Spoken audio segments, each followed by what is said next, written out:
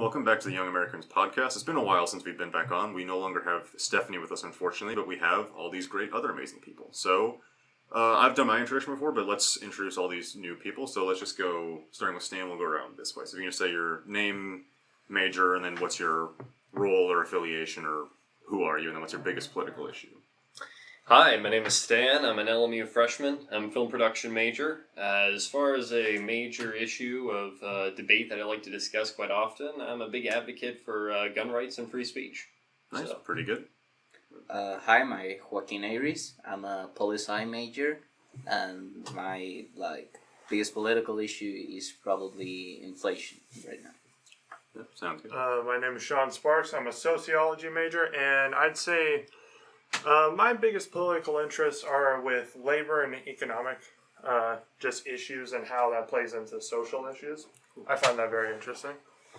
Hi, I'm Peyton Prasade. I'm a sophomore at LMU, and I'm a poli-sci major, and I guess I care about gun rights quite a bit. Cool. And then I forget. Did you say what group you were part of? What? Did everyone say what part of their group are part of? Because I know. No, we mean. Okay, no. We didn't make those affiliation statements. Classified. I forget. I can't remember who didn't. Classified. I believe it's classified, alright? It's It's the meme that we heard last night, alright? That's what it's going to be. Okay, everyone's affiliation is classified. They're all in witness protection. Yeah. Okay. These were all fake names. Like the jurors from the Rittenhouse trial. Who knows? Okay, so just to provide some context for people who may not be familiar with this or who are watching this later and they don't remember everything. So on November 5th, the Women in Politics at LMU, they hosted a Planned Parenthood fundraiser, which caused a lot of controversy, to say the least, with college Republicans, Young Americans for Freedom, which is us, campus ministry, CLC, people within the administration. It was a interesting time, to say the least, and there was a lot of meetings about it, lots of social media buzz about it. It got national attention. It kind of got out of hand, and so, of course, when you have something big that happened on campus, it draws a lot of attention. You get articles written about it, like from the Loyolan. And so, does anyone else want to provide any more context to the situation, or anything else you have to add on top of that? I mean, we went to the Washington Post, but yeah. We did go to the Washington Post, yes. Yeah, we got recognized by Washington Post. We had quite a few interviewers on campus that night, actually. Yeah. A couple Didn't we of club appeared in leaders. Los Angeles Times as well? We did. Yeah, we got mentioned, I believe. So this got a lot of media attention. So Awesome, yeah. So, Modest media attention, but still media attention nonetheless. I mean, we were in the Washington Post. What else do you want? Well, I mean, you didn't get You like want the Joe SEC Biden to come down and say, what happened in Loyola Marymount University is pretty concerning. Well, I don't know. I mean, some people here complain we didn't quite get on the Tucker Carlson Tonight Show, so, I mean... yeah. But you want Stephen Colbert here? That'd be very interesting. The peak of media attention is again SNL skit where Jim Carrey plays you. That's gotta be the highlight of. That's how you truly know you've peaked, Yeah. and you've truly You've made it to the big leagues, yeah. So here's a little bit of other context. Our history with the Loyolan. So, I've been open to the Loyolan, I guess you'd say. I've been less skeptical than my predecessors at YAP. I know that our previous chairwoman, Hannah, wasn't very fond of the Loyolan, and our previous chairman before her was also not fond of the Loyolan. YAP's not had a great history with the Loyolan, to put it super lightly. I don't have anything personally against them, but they've written articles in the past, for instance, such as the YAP hit hateful politics at abortion event. That's when we held Lila Rose, and they weren't too happy about some of the pamphlets and leaflets we were handing out. I didn't think we were hiding it, so I don't know if that headline's super accurate, but the author of that also wrote the article we're going to be talking about today, so that's a little, just some extra context about this. And so, I don't have anything necessarily against the Loyolan, so if anyone from the Loyolan wants to come on or wants to chat, I'm totally down for that. And so, for the event itself, the day it happened, they held their event, and so what happened is outside, right outside campus, outside our main gate, because off-campus people aren't necessarily allowed to come on because we're still under some COVID protocols, CLC, or I think it was mostly campus ministry, was holding a rosary prayer to pray for they called it a culture of life on campus in response to the event. And so they were praying out there, and it attracted a lot of other religious and conservative groups from off campus to come on, such as Church Militant. I think Live Action was there. They might have been. There were some other groups that came from off campus, just individual people, and it attracted a lot of attention. And they turned it into more of like a protest. And so campus ministry was doing their prayer. All these people came, did their protest. YAF and College Republicans were both out there as well. I was out there. Was everyone out here except you? I was not. I was not sick, part of so that. I couldn't make it. Okay, yeah, you weren't there either, Joaquin. But yeah, Yeah, no, I was there. I was capturing some B-roll coverage of the event itself. yeah. So that's kind of what it turned into. Initially, YAF and CR were going to do a protest inside, which would like be directly out the event. But then some public safety, whatever, they kicked us out of the entire building, which was interesting. But we got kicked out of there, so we went and joined everyone else back out on the main road, which I was totally fine with because I have a lot of friends in campus ministry and CLC and stuff, so I was fine going out there and supporting them in their prayer and whatnot. And so that's kind of what happened on the day of the event. Nothing terribly bad happened, I don't think. I actually met the guy who wrote this article. I'm fairly certain. It was fairly peaceful. It was fairly peaceful. It was fairly organized. There was no violence really that night. Not whatsoever. Aside from the lady who got hit by the tomato and the egg. Oh yeah, someone drove by and threw tomato and an egg at somebody. Okay, the tomato and the egg withstanding though, Yeah. it was still mostly, it was very organized, immature night, I would say. There is a correction at the beginning. I don't know we're jumping ahead of it, but there is a correction at the beginning of the article saying that the protests that occurred on November 5th were non-violent. Campus ministry is not affiliated with external groups who also protested during the Planned Parenthood Fundraiser event. And I don't know, it kind of makes me wonder why they needed a correction. I don't know what they said before, because it wasn't violent. And so I guess the biggest altercation was, I think some people, I thought I heard they were from Young Democratic Socialist America, but I can't confirm that. They came down with a megaphone and started yelling at us, and then they got into like a debate, or not debate, they were yelling back and forth with some of the other people. And it so wouldn't surprise me. I believe that it was a combination of people. I don't believe that they were specifically tied to the Young Democratic Socialists. I don't. Again, like. So we're not making accusations to any group. There was just a bunch of people. It just was a bunch of people, because there were notifications that there was a protest to the protest that were going to materialize that evening. Yeah. But it was not. I don't believe it was tied it was just a bunch of people. There was no specific affiliation that they had to a particular group of people. Yeah, so I don't want to call out YDSA or say that they did. I don't think it was them. Maybe some of the members. I don't know. I'm not going to make any claims. So that's just what I heard from someone.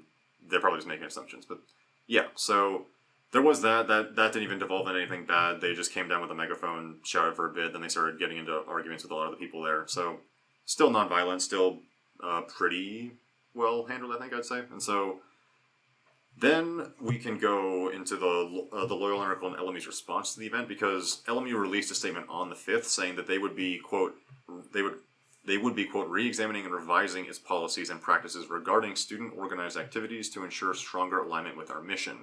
And the other parts of the statement essentially said that LMU was not affiliated with the event, and they were trying to distance themselves from it.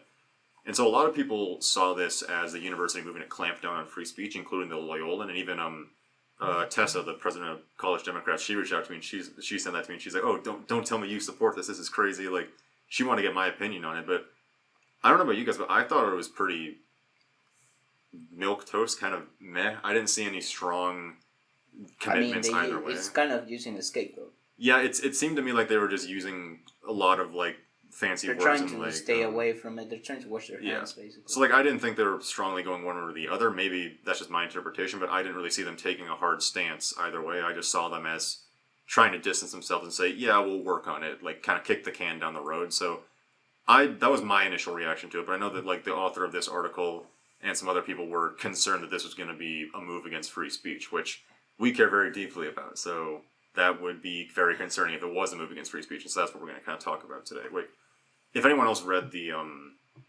response, or just from that quote that I read out, what's your guys' interpretation of that? Because I don't know if I'm just the one who's not concerned about this, or if everyone else is concerned about this, or. I'll start. I read the response by LMU. I think Tessa gave it to me. And I kind of agreed that it was this very passive, that sort of bureaucratic, like, oh yeah, we'll deal with it. Not really. Yeah. But I did hear somebody else mention it in one of my classes, talking about how strongly worded it was. And I think it all has to do with that one line, like, we will take measures to align our policies more towards our like Catholic roots. Yeah. That's not word for word, but that's basically what it said. Yeah, no, and I would agree with that. It's the wise decision to make in any kind of position. To the university's credit, that's probably the wise decision to follow. Mhm. And many universities probably do the same thing, and many have throughout the country. I mean, it wasn't that bad. It wasn't anything bad. It was. But merely yeah, exactly. The default, neutral. The speech. default is to be neutral, Yeah. and it's the safest in today's climate anyway. It's their work on it. So Exactly. isn't yeah. that what they're supposed to do in the first place? So Yeah. I mean, they're just telling just what their job is. So, Exactly. yeah. Exactly. Yeah. So, do you have anything to add to that? I'm sorry. I want to move on, but Like the other guys mentioned, they were kind of staying out of the whole debacle, I would say. They were trying to get their hands dirty. yeah. So, yeah, I think we all generally mostly agree on that. And yeah. Yeah. were you gonna say something? I think if I were to make any guess as to why, people got such a reaction out of it, I think it's because a lot of people were wanting rather the opposite. They were wanting a strong response, but in support. I think some people took the sort of silence that sort of like, we're not really wanting to get our hands dirty as sort of a dismissal of what happened, and they just want to continue with the way things are. Because with a lot of, these progressive movements, the goal is to make change and to be heard. So to be sort of dismissed and like, we'll deal with you later. That's people take that as a sort of condemnation of like what they're trying to do. Yeah, but that happened in both sides actually. Yeah, Both sides so were expecting super strong. both sides. Both sides were expecting someone to get expelled, basically. Yeah. So- Yeah. I mean, we'll reference this later, but that Instagram post that's linked in the article, The CR one.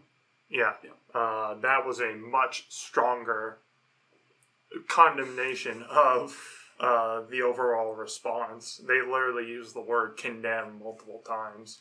I think there was one quote that called President Center spineless. So it's obvious that people wanted very strong responses, but for their own benefit. Exactly. So this very mild response was, in the they were trying to read the fine print and saw this as a dismissal of their viewpoints. Mhm. So in a way, the silence was in reality a very stark condemnation. But I would say that I would add on that going forward, I don't think that opinion is really going to change all that much. If a similar event were to occur, based on the current administration that presides over the university, I don't think that their stance is going to change when another controversial subject matter comes up. I don't think it's going to change. And I think that the student body, basically, no matter what side you're on of any political topic that's being discussed, especially a contentious one universally across the nation like this, they're going to be neutral on it. It's just going to be, it's a given, I would say, in many ways. I would expect that. They from were them. trying to make nobody mad, actually. They were Well, trying to- nobody wants to make anybody mad. I mean, Yeah, but they did the absolute opposite. They did that, but they're not going to do the opposite way around because they know by taking a stance, they're definitely going to get one kind of backlash, which is Yeah, but by doing this, they got two backlashes. So. probably a mutually exclusive backlash. Yeah. So Yeah, because maybe I have a little bit of insider knowledge on this because I went to there's a meeting that campus ministry. I don't even really know who hosted. I think it was the vice president of mission and ministry, and people from campus ministry and CLC, and a lot of people were there. And I got brought in because they were referencing some of the stuff that CR had done before, and I was in one of the Instagram pictures, and so they were like, "Oh, he must know some stuff," and so they brought me in, or I got invited to come in. So in that meeting, though, I had heard a lot of stuff that was going on behind the scenes, and I think a lot of the university's silence wasn't necessarily them taking a stance. I think that there were a lot of people in the administration, including high up. I had heard that even President Snyder was not happy with the situation from both sides because they were getting a lot of pressure from both sides, and there were a lot of people in the administration who weren't even really sure how this happened. They don't know how the event got approved in the first place, and there was a lot of people pointing fingers and blaming other people because no one wanted to take the blame, of course, for all this drama.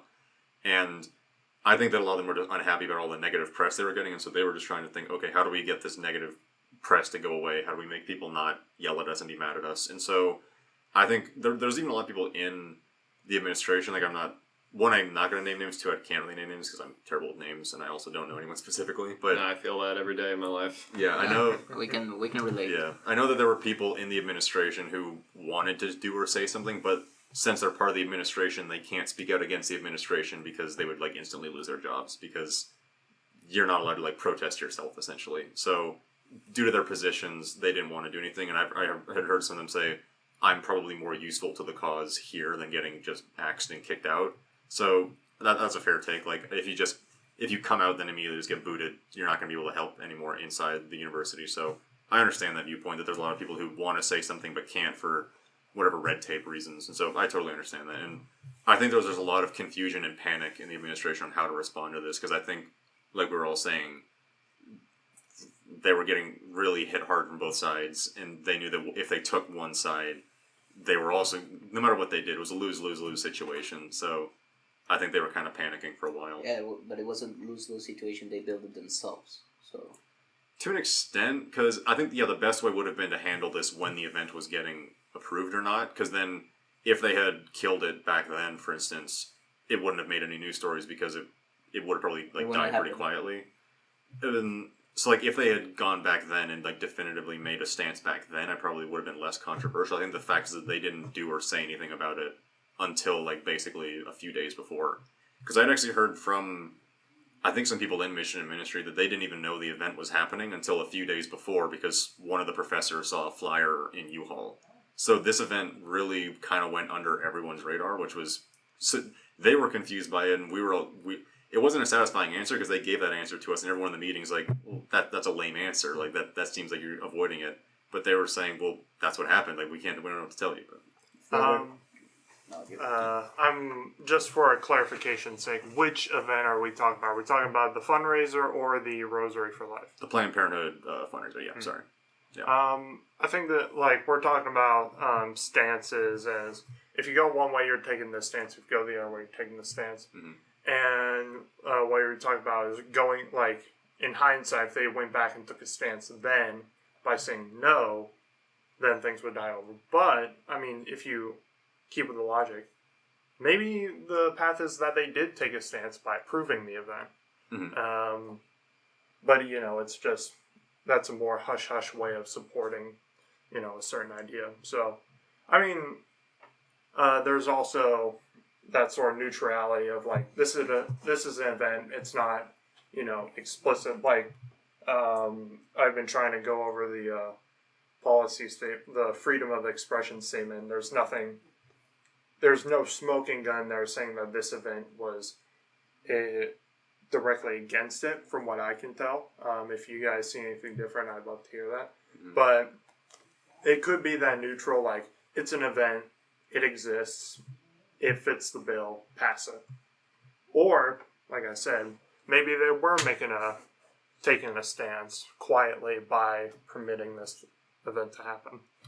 Yeah, that's the curious part because, like, none of us, and I think even very few people in the administration knew how it got approved in that whole process and who was involved in this and that. And so maybe it was a silent kind of support against in favor of it, or maybe they just saw it, put a stamp on it, moved it along. So I don't know what that was like. So maybe there is something to that. It's just unfortunate that we don't really know, and I doubt we probably ever will, because I don't think anyone's going to want to take responsibility for being the one to have approved that event or have let that slide under the radar. So I don't know. Yeah, I think that's definitely something to take into consideration. I just can't. I mean, some weird things happen in the process of approving this event and sponsoring it. I mean, it was weird.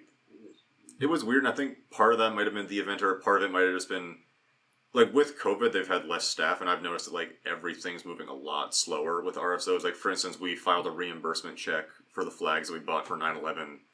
And then we submitted that, request, like, a few days before 9/11. I didn't even receive the check until, like, a couple days ago. So everything's moving very slowly, I think, and so part of me wants to give them the benefit of the doubt, part of me also doesn't, but I'm going to be nice here and give them the benefit of the doubt and say that they're understaffed, corners are getting cut, and they've got to, like, skip some red tape, and always the better and safer option. I'm going to give them the benefit of the doubt unless proven otherwise. But yeah, administration, don't spell us. We're good people. There's a quote that's the end goal at the end of the day, to not get expelled. there's a quote from somebody, I can't remember who said it, but it was, never attribute to malice what can be attributed to incompetence, or something like that. Where, like, just because something went wrong, don't assume that, oh, like, they had malicious intent. Assume that, if you have to assume one or the other, assume just incompetence. And so I wouldn't assume that they did this intentionally to rile people up. No, and I would agree. I think a good philosophy to have, just nowadays in general, that is not often shared, is that we should be presuming good intent more often, in general. It's just a Catholic principle. So I would agree with that. Yeah, and so I guess we can start moving like into the article because we spent a lot of time talking about the context behind it. We've been kind of dancing around it, but yeah. So the article from the Loyolan was posted on November 8th, so a couple days after the event, and the title of it is "You Can Be Pro-Life and Pro-Free Assembly," which I would agree with. Yes, I think that's true. And yeah, it was written by, I hope I'm probably going to butcher his name. I'm very sorry. Cristobal Spielman. I'm pretty sure I said that right. And like I think that's flawless pronunciation right there. Awesome, thank you. Yeah. I appreciate the validation. But yeah, I'm 99% sure I met him at the event, and he actually interviewed me. And so he was very nice and cordial in person. I didn't get any like bad intention. I didn't think he was a bad person when I actually met him. And so I have nothing against him personally. If he wants to come on and chat, that's totally fine too. It's not necessarily about him. We're just going to talk about the article. And so to start off with, like I said, it was written by the same guy who wrote the other one, the YAP hit Hateful Politics at Abortion Event article. So I think he has a history with us that he's not necessarily a huge fan of us. And so the picture here, for those who can't see, I'll put it in the podcast probably, but it says, it's a picture of like an elephant with a little like bishop or cardinal hat. It's a riff on Animal Farm. Yeah, it's a riff on Animal Farm. It's an elephant. There's a wall that says all animals have free speech, and the elephant in red wrote, but elephants get more than others. And yeah, that's the quote that, was it? I forget I don't know the exact It was quote. the pig. The pigs were slowly taking over. That was the final nail in the coffin. Like the climax is, they have a rule of laws. It was of the barn wall, and that was like the final one. They like axed everything, and that was the last thing. Just a shout out in general, people. If you have not read George Orwell's works, highly recommend them. 1984. George Orwell recognition right now. Thanks for sponsoring this. No, I'm just kidding. But something to point out is that the elephant has the Pope's flag. Yeah, I wasn't sure if that was a Pope or a bishop. I'm sure. I mean, I'm not, at least not the Pope's one, but it's a Catholic bishop. So yeah, but religious conservative is the point of that. So. In the caption there says, conservative groups and fringe Catholics are rewriting the rules of free speech on campus. It's up to us to make sure the university doesn't follow through with their rewrites. So I guess, we're now the enemies of free speech, everybody. Well, maybe not you, Sean, but we're the enemies of free speech. Oh, wow. The tables have turned. All of a sudden. Yeah. So that's kind of what I got. Granted, it's just we were the ones who were called of the virgins, so all of a sudden. Yeah, so this issue has become one of free speech because...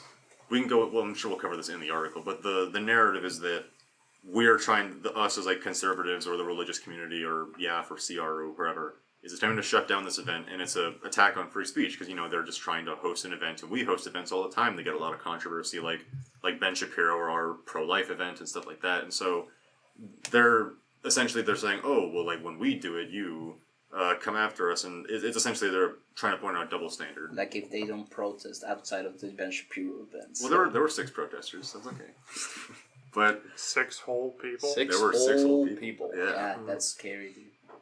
And so, yeah, many believe that the conservative backlash to the event is anti-free speech, and that this response from LMU's a clampdown on free speech, and that we're essentially the ones who caused this, and that this is what we wanted. And so we kind of talked about how we don't really think the response was necessarily all that strongly worded. It was kind of a neutral response. But so, just going through the article, kind of starting from the top, going down to the bottom, one thing I just want to say is I appreciate how they acknowledge that Women in Politics is a left-wing organization, only because I feel like a more like... It'd be disingenuous. A disingenuous or shady way would be to say, oh, they're just, a pro-woman group. Yeah, but there's nothing wrong with that. I mean, just... Yeah, there's nothing wrong with being left-wing. I just appreciate that it's being acknowledged and they're not trying to pass it off as neutral. Because what I really don't like is when there's someone who's obviously left-wing or obviously right-wing, and they say, oh yeah, just like some person, not on any side, they're just a political thing. So I appreciate that they at least said that. But shout out to all the leftists over there. So yeah. Over where? But yeah, so going down from that. So was it? Yeah, this was a comment by the article itself, if I believe correct. Yeah, we'll definitely get to that. Yeah, So yeah, because that gets to the nitty gritty of it. yeah, and so just the first quote I want to cover says, so this is quote, while the event might be long over, the regressive backlash from off-campus and on-campus pro-lifers might have a damaging impact on the already fragile state of free speech on campus, end quote. So... Is there any context to that? I mean, this No. is my first year here, so I'm not very familiar with a fragile state of free speech. Yeah, don't Well, worry. yeah, Outside the- of him and him, we're all freshmen. So Yeah. Ah. Well, the weird thing is, maybe you can test this, but I think that we're typically the ones claiming that free speech is in a fragile spot, so I'd be curious to hear what he thinks, because, like, I know that there's been free speech issues, but it's usually in regards to us trying to Yeah, get censored, actually, not it's- Yeah, them. it's usually the opposit way I around. mean, for the best example is the one. So- but the grid did. Fuck. What the fuck? So I would kind of agree, because, like, I'll admit, I don't think the university's done anything, like, egregiously, like, anti-free speech. Like, they haven't, like, outright blocked any of our speakers, and they've been, like, people in the administration, like, Katie Stiles, have been very helpful towards us in, like, setting up our events and whatnot. They've been very, like, non-political, like, they don't pick any sides, and so I don't want to say that the university's been, like, oh, like, terrible, they've been shutting down our events, and so I guess I would agree that when he says that we have an already fragile state of free speech, but I don't think I agree with his premises, so I find myself in a weird spot where I agree, but I also disagree, and I would be curious to hear what his references would be for that, because I don't know of any other times we, like, conservatives have shut down other things, or when the university shut down things that he might disagree with, so I'd be curious about that. I don't want to speak on his behalf, so I'm not entirely sure, honestly, where, or what references he would cite. No, I would say that from what I gather, based on what I've covered, the right that's been having a major hard time with the protest itself have often been citing that the Planned Parenthood fundraiser itself was kind of a contradiction to the values and principles held by the university itself. Mhm. So it was less of, let's say, somebody that was a pro-life speaker coming on campus who was just talking about their philosophy and their opinions versus an organization that has had a bit of a, let's say, uneasy relationship with the Catholic Church itself in the past. So I think that's kind of where the right is coming from in terms of opposition to the actual event itself, and as to why they don't believe that it should have been held on campus, or at the very least had a problem with the way that the campus initially characterized it or phrased the event existing on campus. So I think that's where the main argument materializes from. Yeah, I can be agree with that. Actually, I'm not even mad at Women in Politics for doing this event. Actually, I would have been surprised if they didn't. Exactly. The only thing I don't understand is why here. I think the main, really where this all stems from, I would argue, is simply because of the fact that it's a Catholic campus. Yeah. If this was a normal university, Then there would what? be We wouldn't be here. We would not be here. There would be no problem, and I would. Would be Exactly. no podcast. And I would completely support them because they have every right to express their opinion. The only reason why we're here is simply because of the fact that We're in it's a Catholic It's a Catholic church. campus. It's a Catholic campus. Yeah, so I think it's important to highlight that as the main issue, because I agree that at a surface level, if we said, oh, like, they can't hold this event, just shut it down because they're promoting this, I think it's very important to highlight the fact that, A, it's a fundraiser for Planned Parenthood, which is the largest abortion provider. B, it's on a Catholic campus. And those are the two big things we need to focus on, because I think that it would be very easy for even people on our side to fall into that and just say, oh, they're holding it, like, oh, that's bad, get rid of it kind of thing. Because they do that. That's essentially their argument against us whenever we host like a Ben Shapiro event kind of thing. And so we know what that's like to receive that, and so I want to make sure that we don't dish that back out and say, oh, we don't like what you're saying, get off campus kind of thing. If they wanted to hold a pro-abortion speaker, great. Like, I wouldn't agree with them, and I wouldn't like the event, but I'd be totally fine if they wanted to host one. I would just pass by and not care about it. Yeah, you know, like, if they want to present their ideas, great. Like, that's what we're all here for. That's what the point of a university is to prevent different points of view. The main point of contention is that this is a fundraiser for Planned Parenthood, and we'll get later into, there's the argument of like, oh, Planned Parenthood doesn't just provide abortions. We'll get into that part, that's referenced later. But the next part here, it says that, quote, this, which is LMU's response, should send shivers down the spine of anyone who cares about campus free speech. After all, why should the university decide which events can be organized on campus based on a viewpoint, while claiming to uphold a freedom of expression policy? Does anyone have any initial responses to that? I haven't seen any examples of free speech being in jeopardy on campus. Mm. So, Like being in jeopardy before or after, like after the event? Or? before my whole 2 years here at LMU, I haven't seen anything. I mean, first, it's not on viewpoint. If it's rejected, it's based on the values of the proper institution. Exactly. I mean, What are we going to do next? An event about not believing in God? I mean, that event would not be approved because we're using university space. It's just the organization itself. It's not the opinions being expressed. And of course, because it is it's a Catholic campus, there are certain values that they like to uphold and instill and maintain in their mission. So I think that's really just where it comes from. I think that's the only reason, to be honest. And I think that's where when people say freedom of speech, you got to acknowledge just the values of the campus itself first. You just need to acknowledge that basic principle. And I think that oftentimes people overlook that factor when discussing issues like this. So I think it's just important to just hone back to the basics. Where are these issues stemming from? And I think if you clarify that, the argument will begin to make a hell of a lot more sense. I mean, but for example, when they say that, why should the university decide which events can be organized on campus based on viewpoint while still claiming to uphold for freedom of expression? Then that means that I could do a fascist event, and that's freedom of expression. As long as I don't hurt anyone, what's the problem? According to this logic. I guess, yeah, because... Well, I don't know, cause I'm torn on, like, extremist stuff like that, like fascist or communist. No, that was just an example. I know it's an example, but, like... We're not fascists, don't cancel us. No, I know.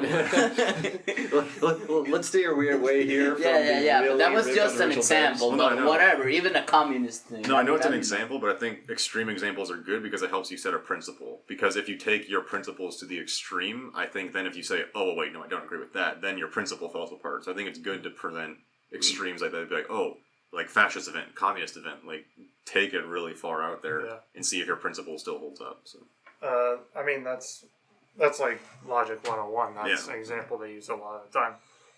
Something, what this reminds me of is anybody who walks in a U-Haul on the 4th floor, there's that sign that's been there for a while, transhumanism and the Nazi master race. Mm. That caught me really off guard because I had no idea what that was about. I actually, because I was like, what the hell's going on here? What the hell is this? Like, I read the fine print on it, and I also, like, I joined the Zoom link for a bit. I couldn't stay for long, but it was very quickly, it was not pro-Nazi. It was actually not commemorating, I think that's the wrong word, but remembering the Night of Broken Glass. I can't say its name in German for the life of me. But, you know, none of us. it had there were a lot of Holocaust survivors who were present. And what I read in the fine print, it was talking about how,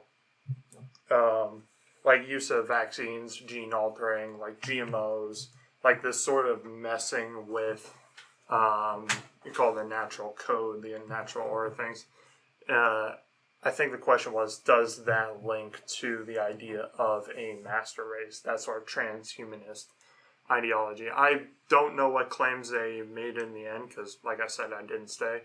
But it got me thinking, like, if that event was what I initially thought it was, you know, as a promotion of Nazism, which it wasn't, but if it was, should that be permitted on campus? I think the answer that most people are going to say is no.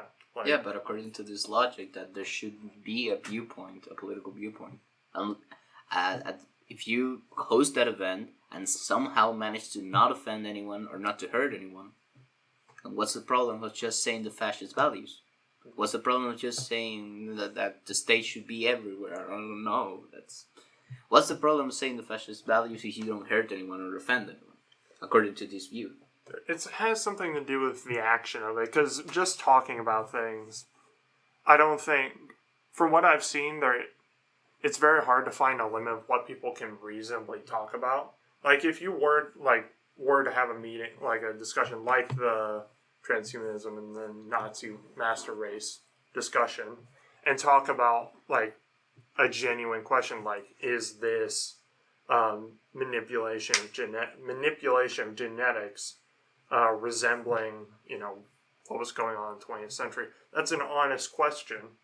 And while it would get into some uncomfortable topics, especially if you said yes, that it does link with 20th century Germany. But that's a discussion, that's a evaluation of ideas, and looking at the freedom of expression policy, it says that's fully covered. I think the problem is when they take it that step farther and it's action, like talking about Nazis, that's one thing. Promoting Nazis, that's another.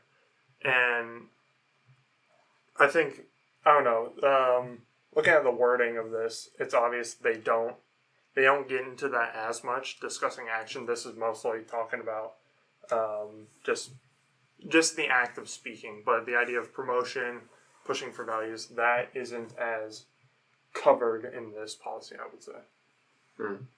No, I would agree on the viewpoint that when you begin to promote values or beliefs that are as wrong and morally foregone as Nazism, for example, not only is it wrong to promote those values, but most people would agree if there were any kind of event that was attempted to be hosted on campus, especially in campus like LMU, we would agree that's wrong. We would not want that on our campus. Yeah, we all agree that Nazism is wrong. Right? Fascism is wrong in and of itself. In that event, all in and of itself goes against the morals of, let's say, the Catholic Church. It automatically would. It contradicts with it in general on a value system.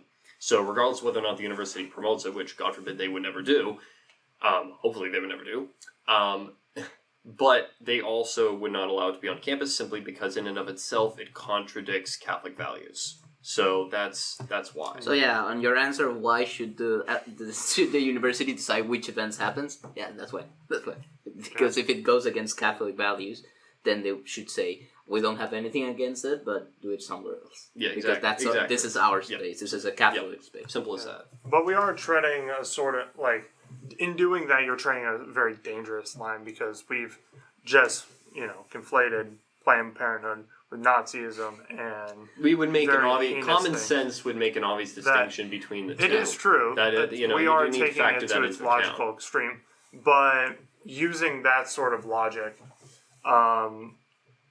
LMU would have to take a stance, and I think as we've discussed, they do not want to do that in any context. But to say this event should not be promoted for these reasons we have discussed, would by definition condemn it and say this is not you can't really be neutral after using the logic we've discussed and then dismissing this Planned Parenthood organization on these grounds. You are in that exact moment taking a stance, and as we discussed, they do not want to do that at all. Yeah, true. I mean, inevitably, I will give you that the university does eventually kind of need to take a stance, and any stance they do take does reveal their true nature to some extent.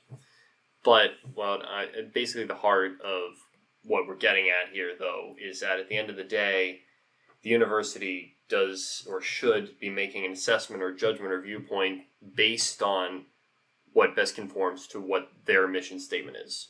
And they get to pick and choose what helps promote that mission statement. What happens, what goes forward, what doesn't happen. Because the be-all, end-all, I would say, is does it help advance the mission statement? And that's what they need to be asking themselves. Clarification: Planned Parenthood are not Nazis, so don't start. We are not. We're not Nazis nor Planned Parenthood with Nazism. We're not whatsoever. Can we make Italian, German? It does not matter. Put a bunch of disclaimers. No fascism. A 2-page list of disclaimers. Yeah, and Planned Parenthood didn't sponsor this episode. Okay, come on. We're talking about politics in the 21st century. Any podcast that exists is going to be controversial. All right, that's just a given. All right. Yeah. I'm kind of personally torn because I agree with a lot of what you guys are saying.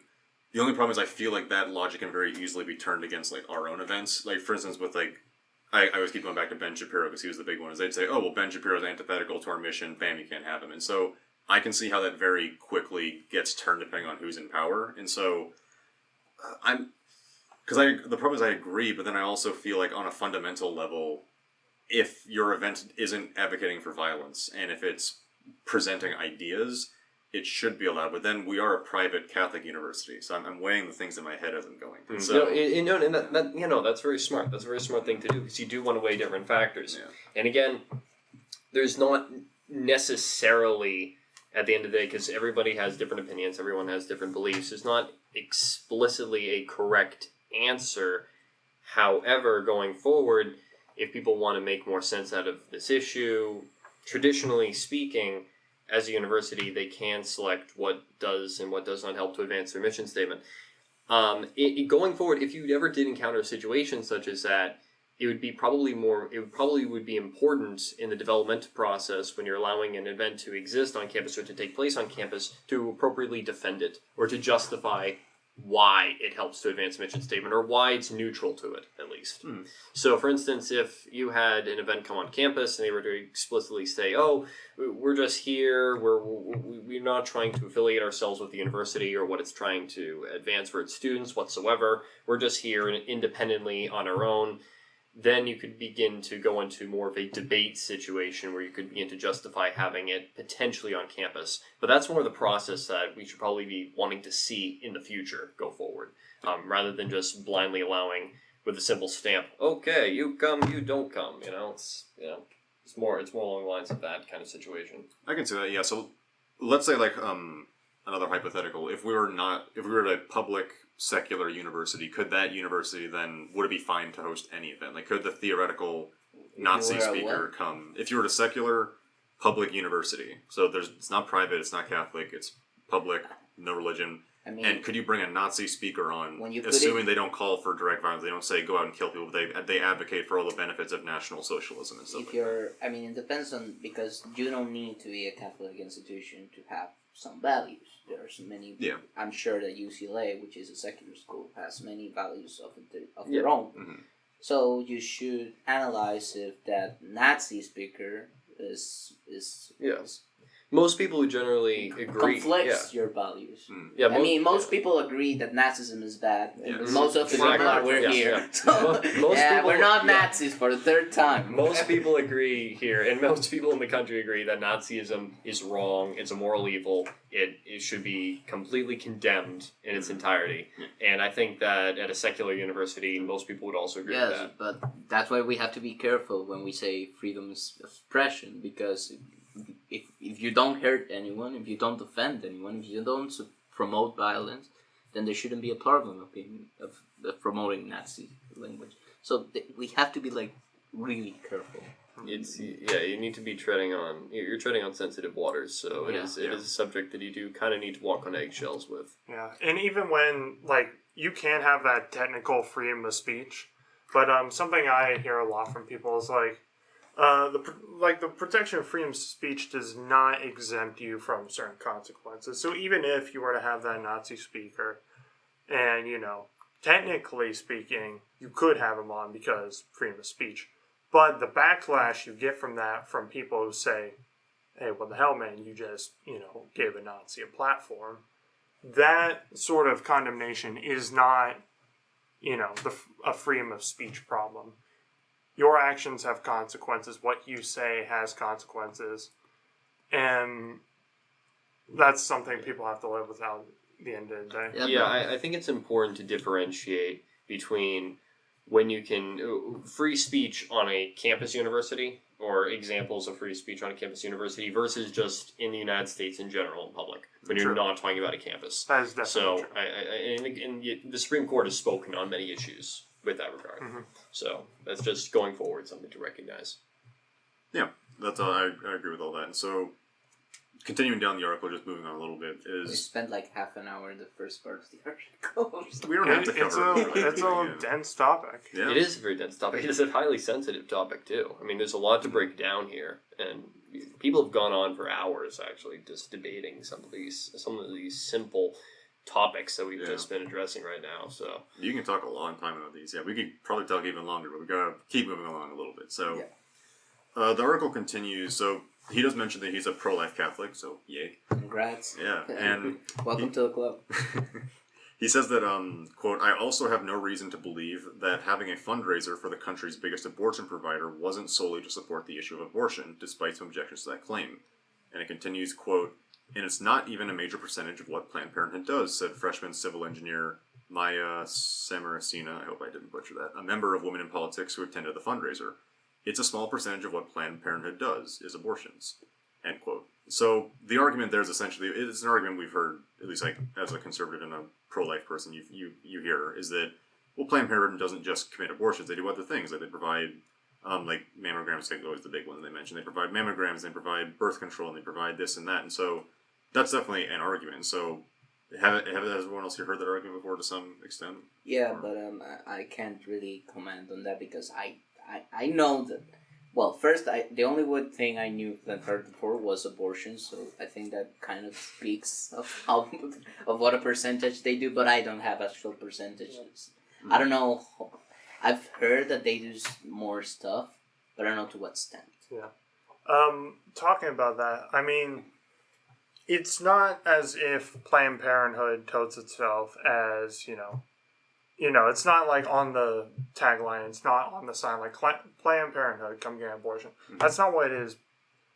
The reason, or at least what I was thinking about, is the reason why that is most closely tied to Planned Parenthood is because, it's opposition. Conservative criticisms of Planned Parenthood because of their support of abortion. I mean, with their other services, mammograms, other forms of birth control, helping people in that regard. Nobody talks about that because that stuff isn't controversial. The only reason abortion is so heavily conflated with Planned Parenthood is because people have come out and have condemned Planned Parenthood because of that. And, in response, people who, support Planned Parenthood on the progressive side of it, they're in a sense forced to talk more, like, you can't spend an hour-long discussion of Planned Parenthood simply discussing mammograms. Nobody has a strong opinion on that. In a sense, they're forced to focus on the abortion side of Planned Parenthood because that's what people have a problem with. So, when, Planned Parenthood is saying, like, this argument, like, the truth is, Planned Parenthood, a small percentage of what they do is truly abortions. That is true.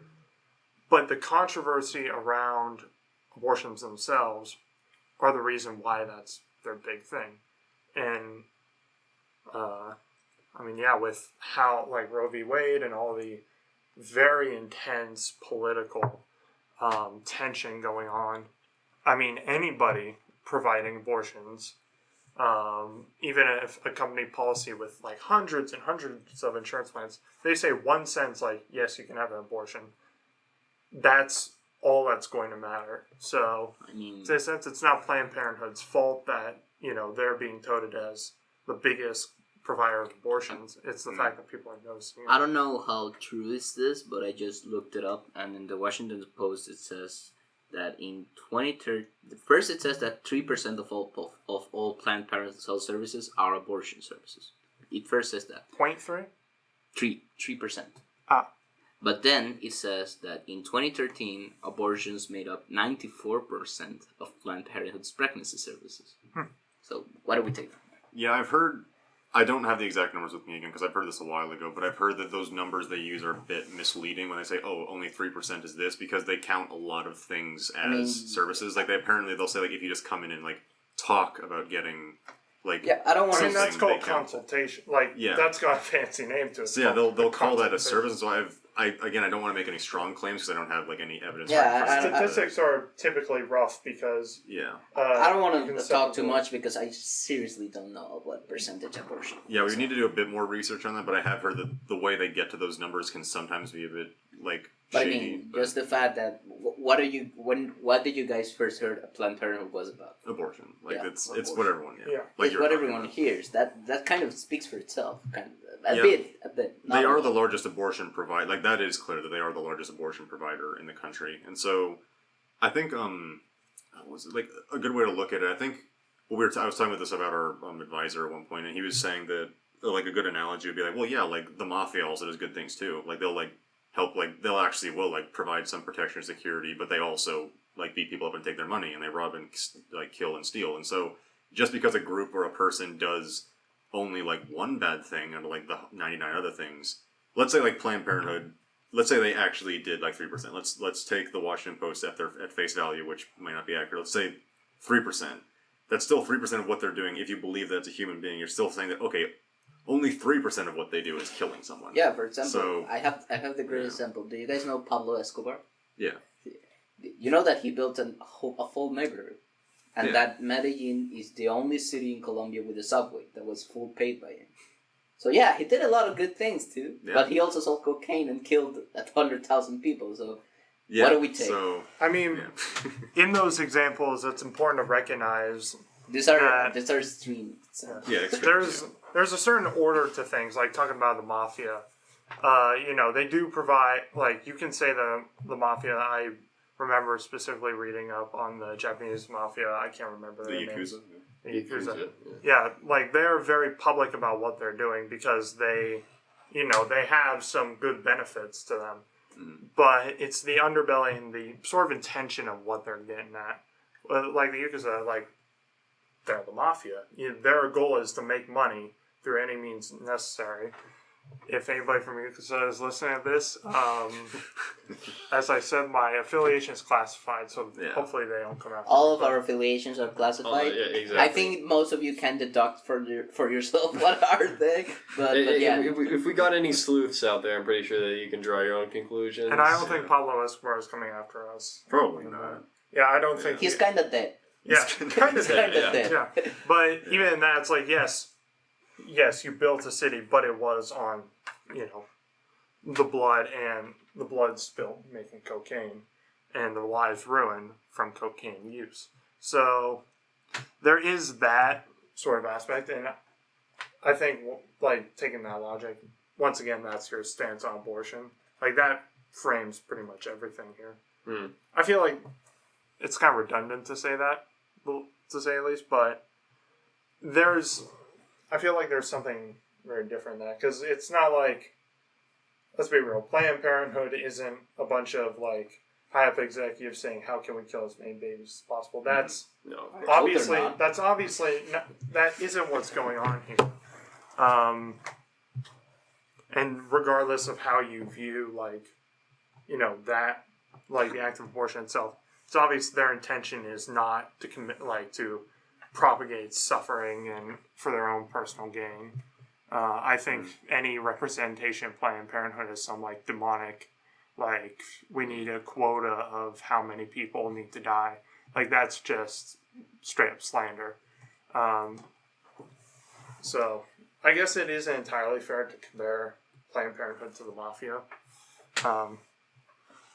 I don't really know where. At a certain level, obviously. Yeah.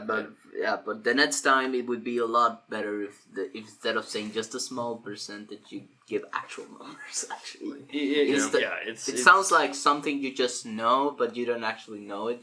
Like something you heard. It's one of those things where you walk into a debate, you want to know exactly what you're talking about, and you got to plan that your opposition's going to come back with some counter statistics. Like that, for example, and when you find yourself in that situation, it gets a little awkward when they bring up those facts compared to yours. So it's very important to try and address those beforehand, especially, for instance, the history of Planned Parenthood compared to what Planned Parenthood is today.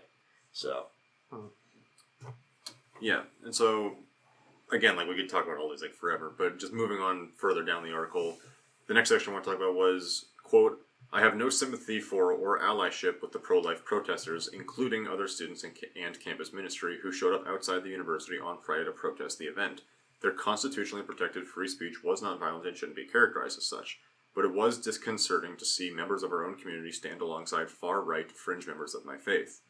So the far-right references, I think he's referring to church militant.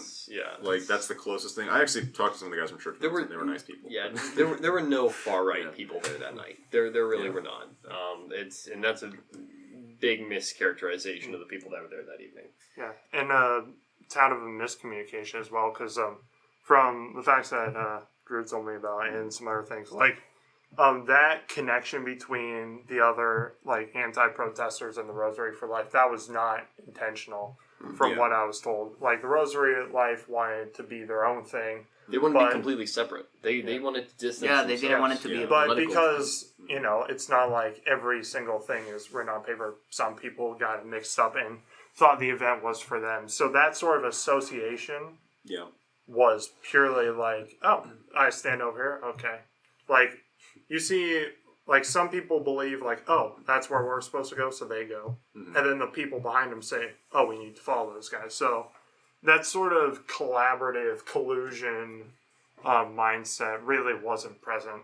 And I think that's what a lot of people saw. I'm reminded of that incident with, everybody talks about with the people in the car shouting those obscenities. Oh yeah. Mm. And everybody's like, well, come on, LMU, like, what can you do? But then you look back at it, and it's like, there's nothing they could have done. Like, just with standard policy, it's like, there's nothing in that moment that could have really stopped that. I mean, they tried to, like, separate it afterwards with, security guard and all that. But, if you don't know that those events weren't supposed to be connected, it looks like LMU taking their security and crushing anti-protest. When in reality, they're just like, hey, they want to be separate. You guys you guys aren't part of this event. Yeah. So it's that miscommunication. I think that specifically has given everything such a sour tone. Mm-hmm. I don't think a lot of people are recognizing, like, I think you were talking about, like, don't attribute to malice what can be attributed to ignorance. Like, this was like an unorganized, just spur of the moment thing that just really messed up.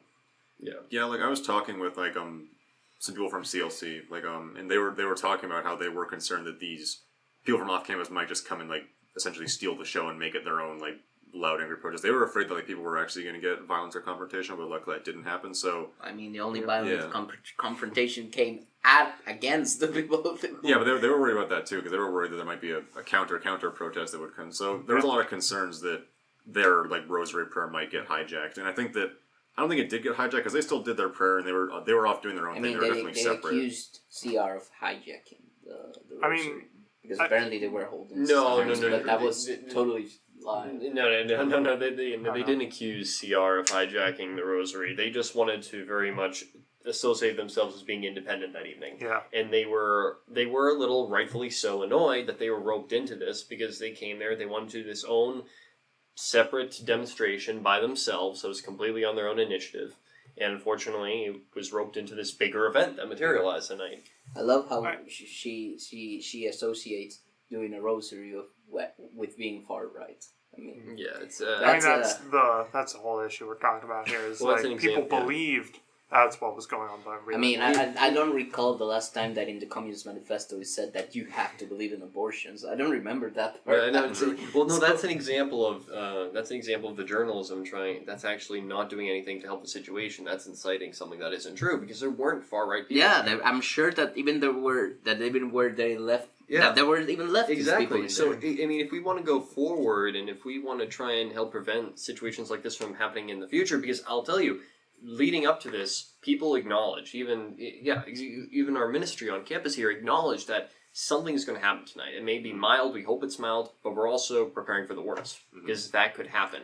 This fact that we're leading up to that kind of situation should be a red flag to us that, okay, we got to prepare better here. We got to prepare better here and not try and incite something, because we kind of want to avoid that. And I felt like the general consensus was everybody walking into it from all sides was preparing that something's going to happen that night. Yeah, I mean, it's an unfortunate reality of how tense the political situation is currently, that, something has to happen, and not in the mild way, like, something's going to snap. I mean, this year is, hosting, I'd say, the biggest something's going to snap moment of past, I don't know how long you want to scale back, but, January 6th, it's like, after that, everybody's, nervous what's going to happen at the next protest, who's going to show up. You just see video, like, I remember watching just videos of, those, like, during the election runs, like, it would just be one person would walk into, Clinton, Biden's event or Trump's event. One person would walk in and cause so much, hate. I remember one person walking in, and I don't know, it didn't look like he wasn't punching anybody in the face, but it was like, he just openly said, like, I disagree with you because I want something for my son's future.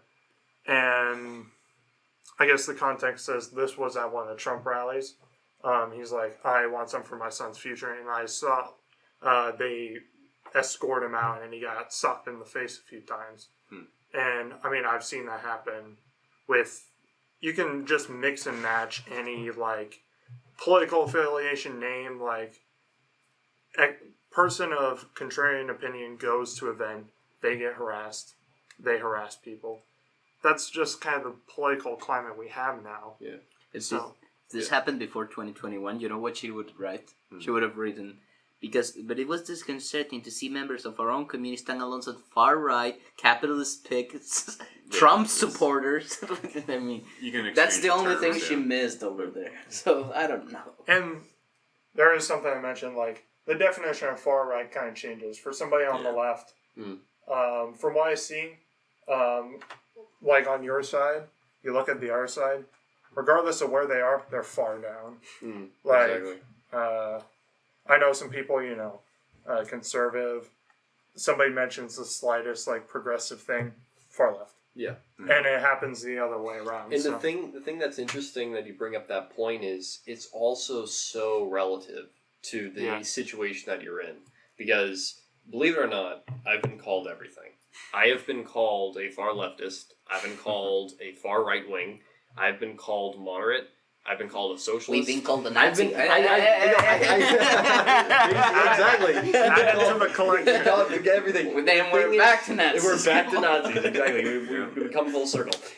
But the main point is, based on anything you say, one statement that you make, somebody is going to associate you with being at the opposite end, which is not true. I would like to believe that I'd say that the majority of people that we interact with, and I'd say the majority of America at least, is rather somewhere in the middle, to be honest. I do genuinely believe that. But I think that we're in such a society today where if somebody takes one opposing stance that goes contrary to ours, we immediately associate them with, okay, we've got to be on guard here because maybe they could be voting for our opposition. Maybe they could be on the far left. Maybe they could be on the far right. And that goes into our subconscious and that changes the whole argument from there on out.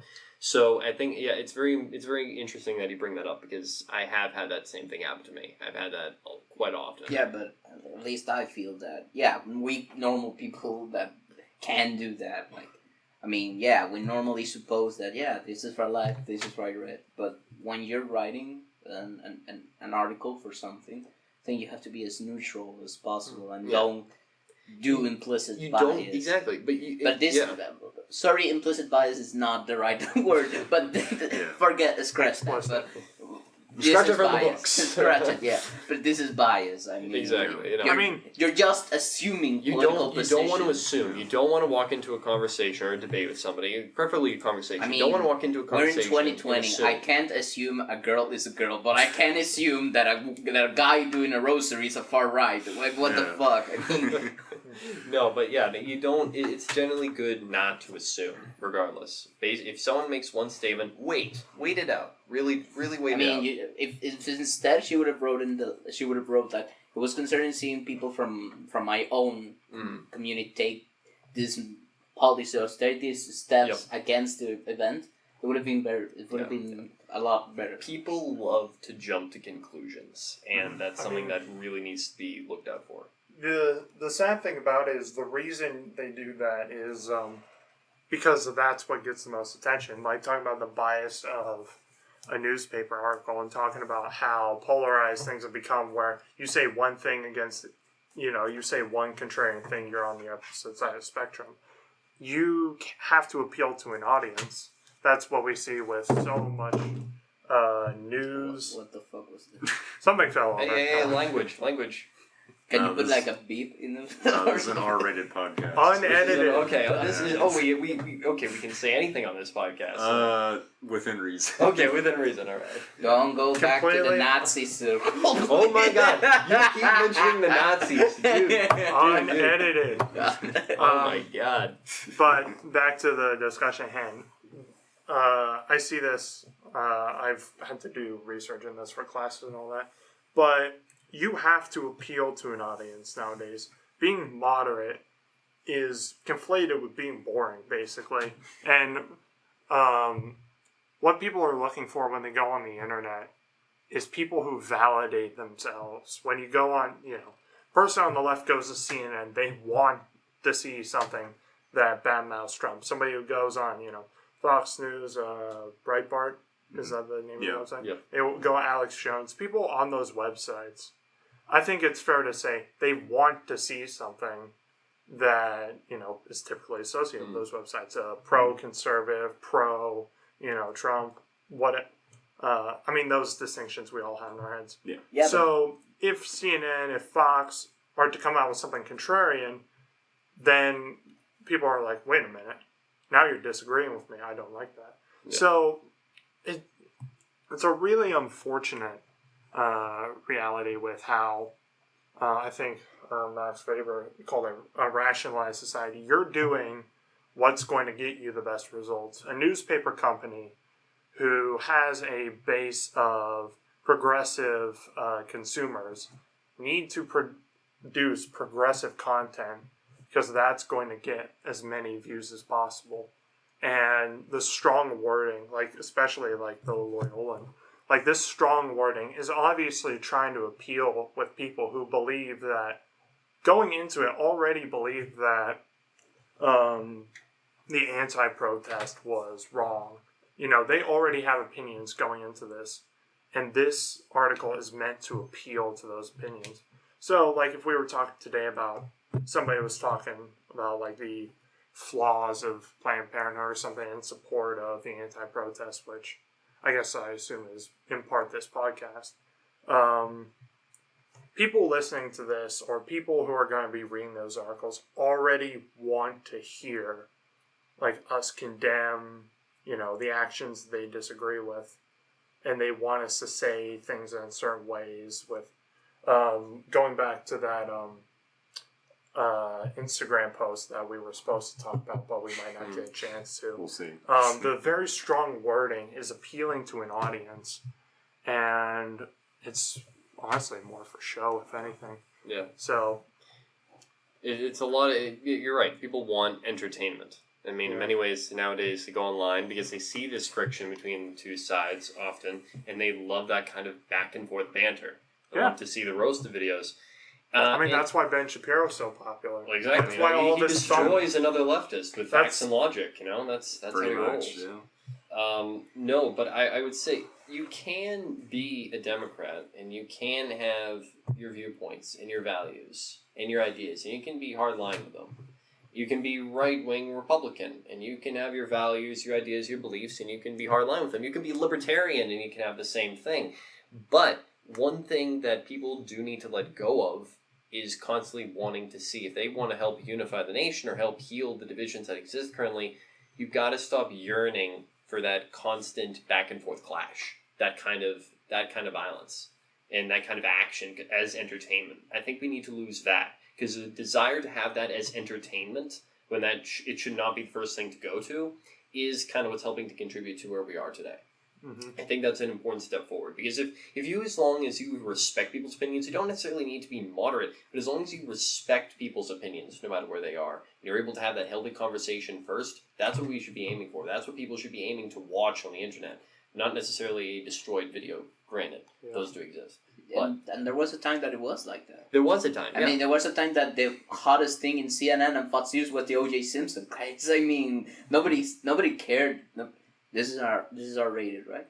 Yeah. Nobody gave a shit about Bill Clinton. I mean, the only time they actually cared about Bill Clinton was with the Monica Lewinsky thing. That I'm not pushing that R-rated thing. Well, that far. We'll talk about that later. No, exactly. That's X-rated. Yeah.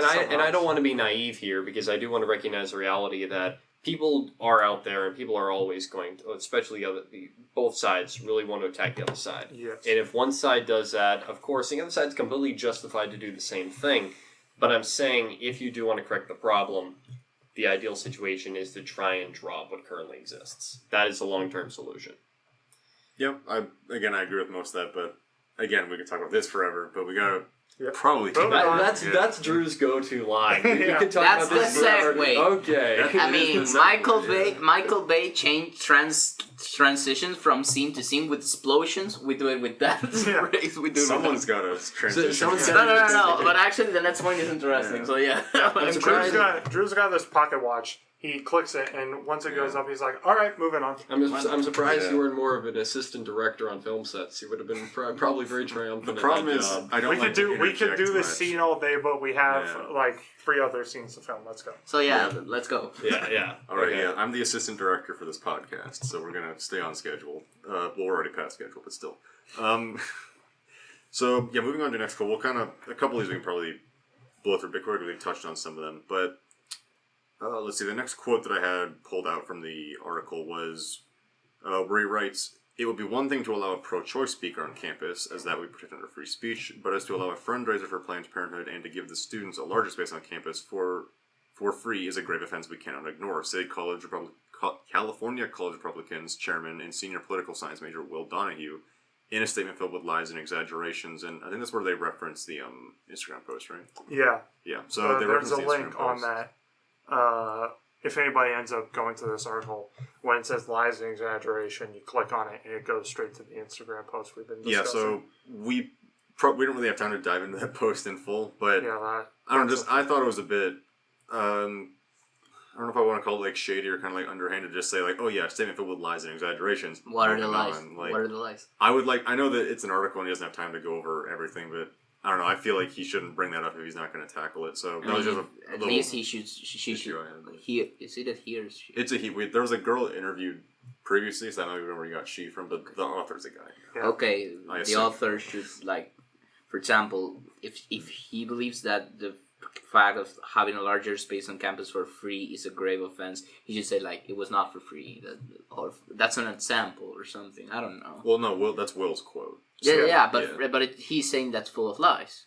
He should at least mentions which are the lies. Well, that's what I thought, but then I mean, it's like saying, Donald Trump is a liar, but Well, yeah, because that was my interpretation. I was like, oh, he's saying that was filled with lies, but then Sean was saying that it was actually in reference to the Instagram post. So maybe there's a little bit of ambiguity there, but because I thought he was referencing Will's testimony he gave, but I think he was actually referencing the post. Yeah, So yeah, maybe mostly that was my bad. reason being is that, like I said, lies and exaggerations is linked to that Instagram post directly.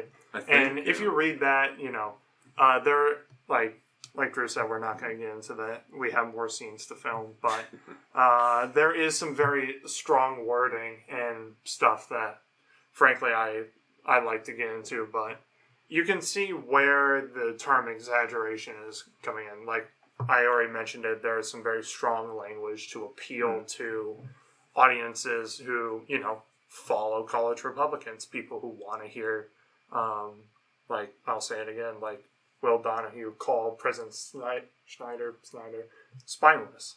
It's like people want to hear that, so he's giving them what they want. shout out to Will Donahue. Yeah, for those who don't know, basically all of us except Sean are friends with Will. So yeah, I've never met him. Yeah, he's never. Yeah, met he Will. could be a friend, but He's a mythical being. he haven't been. He haven't been. Yeah. I don't know, I prefer to keep him as akin to Bigfoot, this mysterious Will Donahue sighting. It's more entertaining for me. And Just hear A stories. wise man said, "Don't meet your heroes." So yeah, you should stay like that. Hero might not be how he views him. Might not be who you think he is. So yeah, let's stay like that. Yeah. All credit to Will Donahue, though. Shout out to Will Donahue. Shout out to Sponsoring Will this. Donahue. No. But yeah, for those who don't know, Will is very even though I agree with a lot of what he says, I know that he words things very strongly, and I'll admit he has inflammatory at times. But I think that's the point, is he wants to draw up that attention. I think that's part of his strategy, and so even though I handle things a different way, I don't necessarily disagree with what he says. I just would word it differently, and so yeah, I think that it's kind of what you were saying, just rile people up. I think that's an intentional strategy he uses, and so I would be inclined to agree and say that he's inflammatory on purpose. That's kind of the point, which whether that's good or bad is up for debate. But yeah, maybe we can talk about stuff like that at some time later. But assistant director says we got to keep moving on. Gotta keep so moving on. Yeah. I think we can touch on this a little bit. So the next quote was, quote, ironically, CCR set out to silence women in politics freedom of speech through its fundraiser by exercising their own First Amendment rights, mostly peaceful protests, which entirely peaceful, and petitions. It was a literal example of free speech for me, but not for thee, end quote. So, I don't know about that. Like, this quote, I still have to keep thinking about this one, because I think his criticism is that Will and CR and us by extension, because we did this too, is we used our free speech to try and silence their free speech. I think that's the gist of the argument, but... I think it's going back to, like, talk and action. Yeah. I think it's the fact that you guys are protesting a fundraiser and you're using protest or something of the like. Like, it isn't, like, a complete, like, you guys aren't doing the exact same thing they were doing because you are talking about petitions and stuff. A question I want to ask, though, was this petition got a lot of signatures from people who weren't affiliated with Loyola campus. And that's something I personally thought I didn't really understand that, because this person could have, like, at the very least, when somebody from Loyola signs this petition, you have to assume from them being on campus that they have some understanding of the context, they have some information going on here. But once you go to, you know, somewhere that's 200 miles away, you give them your side of the story and say, hey, sign my petition. Mm-hmm. To be fair, like, that week I was given this, a Google Docs thing to sign for, to vote for an a cappella group. And the person literally just said, just vote this person. I don't even like them, just vote them. So there's, like, knowing once, like, a petition that gets a lot of signatures at Loyola means something. But I say once you take that off campus, like, a lot of my friends at, like, different campuses, they saw this pop up, and they had no idea what it was about. Actually, my roommate's grandma signed that thing. So it's this idea of, like, these people may not understand context, they might not even be Catholic. Like, they, you could just be friends with the person who gave you the petition, so they sign it. So I feel like, what was it, 15,000? Yeah.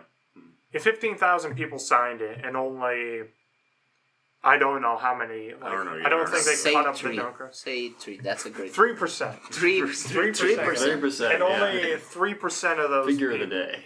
3%, or, like, you get, like, 50 people from Loyola who actually, contributed to that, and the rest of them were these parties of, dubious credibility, motivation. Like, how much value is in that petition anyways? Like, I definitely see your point, and I think that I had this thought too, where I still think, like, 15,000 signatures definitely means something, but I would agree that it would be much stronger if it was like 15,000 signatures from, like, whoever, as opposed to like I don't know, 5,000 signatures from just LMU students or alumni or faculty or whatever. I think that would be much stronger. So I agree that it would be a much stronger petition, a much stronger piece of, like, evidence or stronger argument, however you want to phrase it, to have it be just from the LMU community. So I agree that it's weaker, but I still think that 15,000 is still impressive, and, like, I think that still means something. I again, I feel like I'm just backtracking. I agree. Yeah. It could be stronger if it was just that, but I don't think it's bad, so to say. And talking about sample size, there is something here. Sample size, yeah. There is a little something, I think it's a slip-up, mentioning that was sent out nationwide, and you only got 15,000 signatures in a population of approximately, like, 300 million people. Yeah, so I feel like using the term nationwide was a bit of a slip-up there, because you admit that 0.0000001% agreed with you. And, I don't know, I just find that a little funny. No, yeah, 3%. I can agree to, like, 3%. Yeah, if you're taking this to, like, court or whatever, like, I agree that it would probably be, like, a weak piece of evidence, but I think that, like, the point, again, like, I think going back to, like, Will's strategy is that, like, having a big stack of 15,000 signatures looks really impressive, and I think it is, I think largely it is a lot of, like, to be, like, optics, and a lot of it's just to be, like, rile up as much noise and attention as you can. So I understand it. I don't think it's bad. I agree with you that it could be stronger. It could be a lot stronger if it was just the LMU community. Yeah. But we were already discussing this earlier, the fact that this entertainment value in politics to get people interested, I personally consider to be detrimental to the overall situation at hand. For example, valuing, like this could be a really strong piece of evidence. Let's say what's the campus population here again? Like under Roughly 10K. 10K? Yeah, And you 10K, got yeah. 5,000 of those 10,000 signatures are from Loyola. That is really strong, Yeah, but it's I assume it's not that. Probably not, but No. I mean, I didn't sign it, so it's Probably, 9,999. you know how much probably would be? It probably would be 3%. If you make that joke one more time, all right? Sorry, Alright, it was we played on a promote plate. freedom of Alright. speech, but ban terms, Nazism, and 3%. We Yeah, will not. Nazism. Sorry, but it was in a plate. So I mean, it was. And Drew's transitioning throughout Yes. the entire time. We got to move on. Speaking of which, do we have to move on? I would Do we like have to to move move on. on? So let's move on. Okay. Okay, so there's a couple points we can probably go over because the next quote was, quote, to any campus conservatives reading this, so everyone here but Sean, and thinking this won't affect you, consider how the university already put hurdles and obstacles for right-wing speeches before this statement, most notably from Ben Shapiro's speech in 2019. So I think we kind of already touched on that, unless you guys want to delve more in that. We already talked about the whole... It's It's a bit of a slip up to Yeah. mention that fact, like saying, "Hey, it's not fair that we're getting limited. Yeah. You guys should know. You guys get limited." Yeah, Yeah, so like- no, it's yeah, it sets up that eternal paradox of who gets to speak, who doesn't get to speak. Again, basically the main argument here was, number one, you had some people that went to that protest one night because they simply disagreed with abortion. Some people went to that protest that night because they believe, because as a Catholic institution, because of its values, that they should not have the Planned Parenthood Fundraiser to exist on campus. When it comes to free speech, basically, like, I'm one of the biggest proponents of free speech out there. I full-heartedly agree that anybody can say what they want on campus, to be honest. I agree that the students should be allowed to say that. I think that when you're dealing with campus and campus standards, however, the administration oftentimes and the value and the mission statement of the campus can often create a political situation where you can debate back and forth what organizations can exist on campus and what organizations can't. That being said, I think that because it's a Catholic institution specifically, that's where these issues arose from. So again, that's basically where the heart of this materialized from. That's where this conflict arose from. Yeah.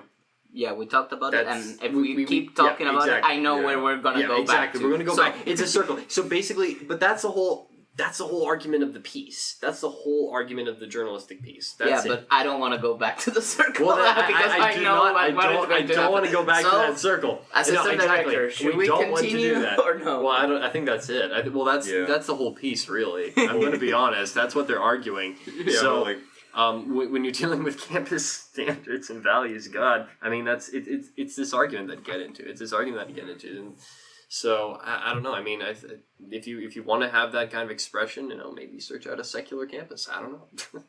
yeah, so I think that, kind of like what we were saying, we don't want to go back in a huge, endless loop. So, again, that was a quick one we kind of already touched on. Another quick one, which is not really relevant to the argument, but it's just something in the article, is a quote, in a Halloween Instagram post for the statewide college Republicans group, LMU members post in front of a main entertainment banner with a jack-o'-lantern carved with a Punisher skull, a symbol reappropriating conservative circles for police vigilantism and killing. Oh my It's God. explicitly a pro-death symbol. It's Also, let's end with a quote, but to be fair, it had Trump hair too. No, That's just, that's just the slander at the end. No, They but completely actually- discredit themselves by including that at the end. That's just plain slander. No. But I have a It truly. segues into the incident of the Rayshard Brooks or something like that. No, Right? He does mention it. I don't think I have that. I think the article has mentioned it, but I don't have it. Yeah, listed here he mentioned specifically. that. That's right. Yeah. But I have a genuine question. Is Okay. really the Punisher skull, like the skull, the symbol? It is. Without the hair. Let's Without forget. no, it's replaced with the Donald Trump hair. I think Yeah, that's- but let's forget that. Let's Just forget the- that. Just the alright. Punisher symbol. Just the that's wrong. Punisher symbol. Okay. Is it really a reappropriated symbol for conservative circles for police vigilantism They are reaching and for something killing? right there. Is that Was he- true? that's the Alright. icing on the So cake. the Netflix series called The Punisher, is that a It's an conservative show? exaggeration. It's an exaggeration. What Okay, the that's them attempt. That's a last minute kind I of mean, if slander he that said that it discredits- was a yeah. Trump, It it was a Trump discredits the Punisher. whole article. Punisher That's the last piece that It's a discredits the super whole Marvel article. superhero. Yeah. kind of- Sean, do you have something to add? I think you were trying to say something. Alright, while I do agree that its inclusion with this whole thing is kind of dumb, there is actually something interesting packed into this, and I won't talk about much, but for those who want to know more about it, Roland Barthes, he's this guy who basically talked about how symbols are, what symbols and what they mean to society, and how the sort of language and the sort of imagery you use for certain things perpetuates what he called myth. And myth is basically, to him, this outside illustration, portrait, story that has deeper meaning under it. So, like, like ton of nursery rhymes, like stories you were told as kids. On one level, it's this narrative, but on the other level, you're being taught some wholesome message. Another example I think people might like is when, like, late on TV, you're constantly being fed messages about the credibility of that show by the fact that the person sitting at a high desk, he's got like a really nice suit on, he's got the green screen high rise behind him to illustrate the fact that, the show is taking place in a wealthy location. The desk is like scrub clean, no things. You're being fed in that moment imagery. When the NFL, like, their transitions are really clean, you're being told that you're watching a professional quality show and therefore you should be supporting it more. That, like, take of symbols, like, I know, like, this is R-rated. I know fuck all about why, like, the inner connections of the Punisher skull to whatever. And I don't think that the person writing this article considered this in any way. I don't even think they know Roland Barthes. I only knew him because I had to do a presentation on him. So that tends to happen. Yeah. You pick up a lot of things for your grades. It's wonderful. Useful things, not necessary, but things. Things you can bring up in an R-rated podcast. I mean, they're good, like, insight. Like, you know what I learned in this? Yeah. Do you know what I learned today? Relatively shit, but that's beside the point. Yeah. So it's the idea of symbols, like symbols that are seemingly harmless at first, having much greater value than you would think. Whether or not this Punisher symbol is one of them, I have no clue. I could see people saying that, mostly because of the Trump hair. He didn't reference it, but yeah, that was there. People having very strong, like, opinions of Trump and what he supports. Like, seeing his symbol, like, taking things at face value, if the Punisher skull does represent vigilantism or whatever, if that is its representation, and then you put the Trump hair on it, it's not gonna get better. Yeah, it's the message you could theoretically make is that you're being fed this message of Donald Trump is, one, validated, and two, supports this police, whatever, and that's justified. Like, that is according to this theory, that is what you're being fed in that moment. And a part of this, like, it doesn't really factor for the intent. Whoever put the Punisher skull there, like, simply go like Punisher, and thought he should have, like, a really nice.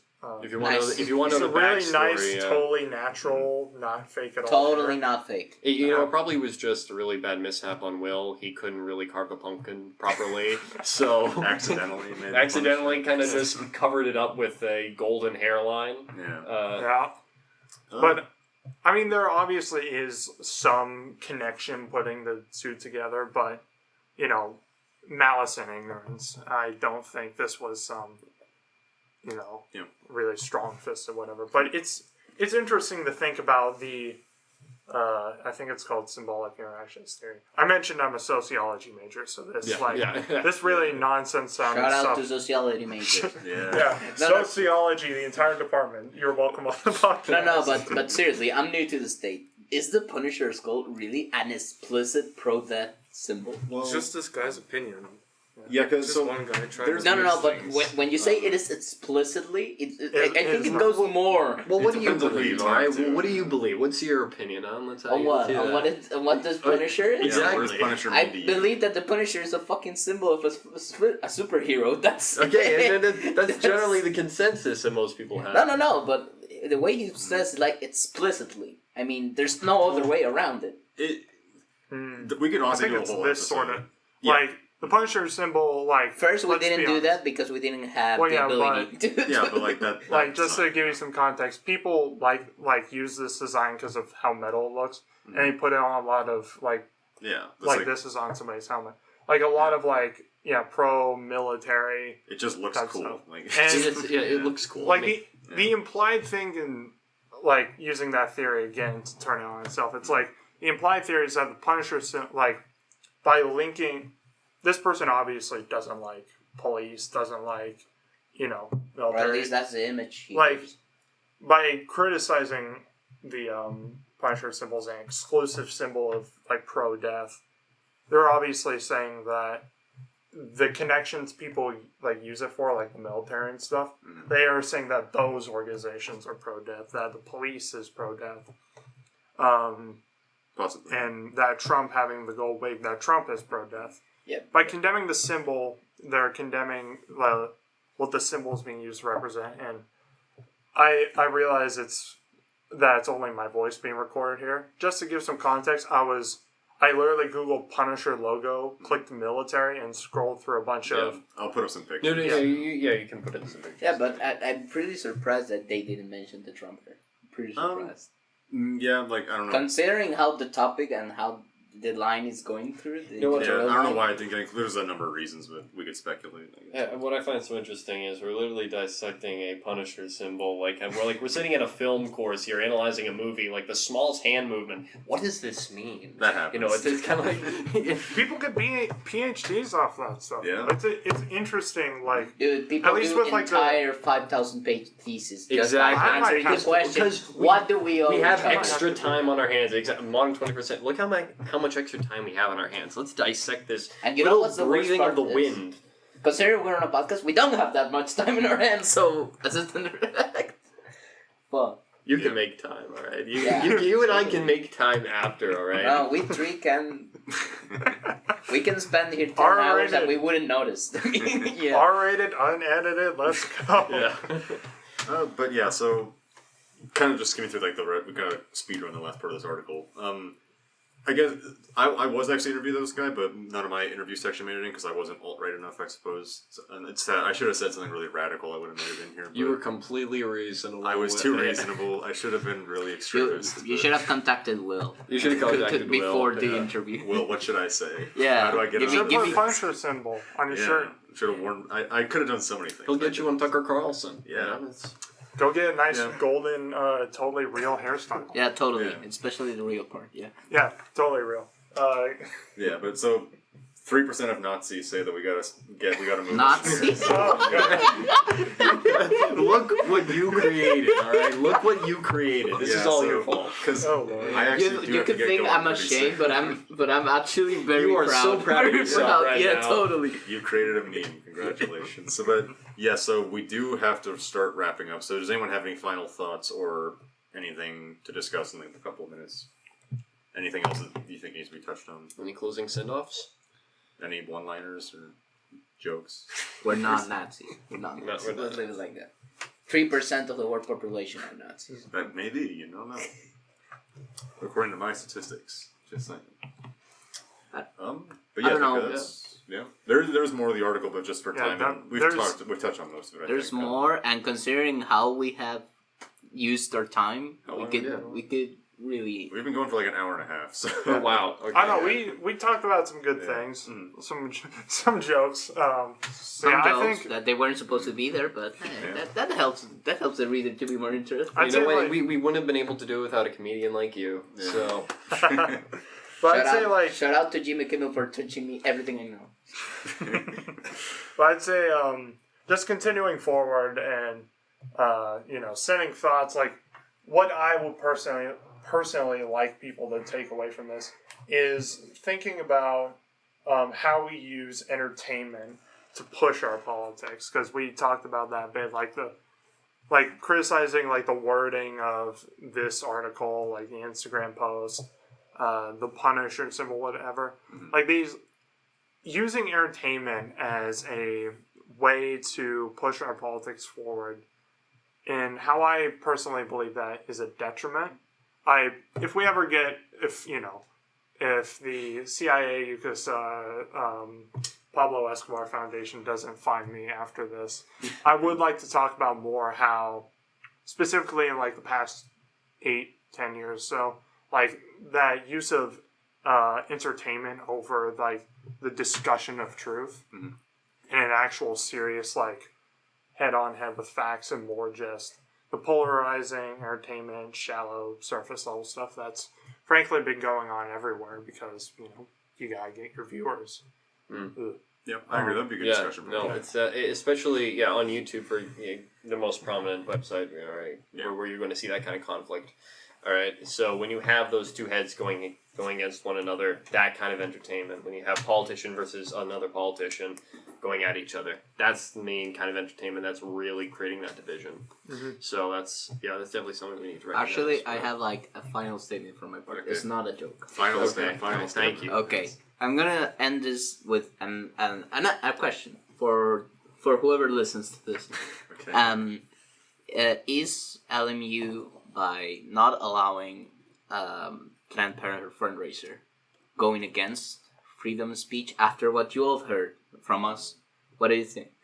Is it going against freedom of speech, or is it following their mission and the Catholic and their institutional values? No, and especially as someone who's a big proponent of freedom of speech in and of itself, the First Amendment, very important inside of our Bill of Rights. One thing you do need to acknowledge is you do need to study up on how our country stands on free speech, what our institutions believe for free speech, and also you yourself need to do your research on free speech. So that way, don't answer the question just like exactly. Yeah, think about it. Do the research, do the study, and digest it for yourself. I'm not gonna say do the research because I don't want to assign any homework. But well, you do kind of want to assign some homework. I mean, though, if you do some homework, think about it this way: you're about 95% ahead of the rest of the country. So. But think about it. Is it against freedom of expression or no? Yeah, exactly.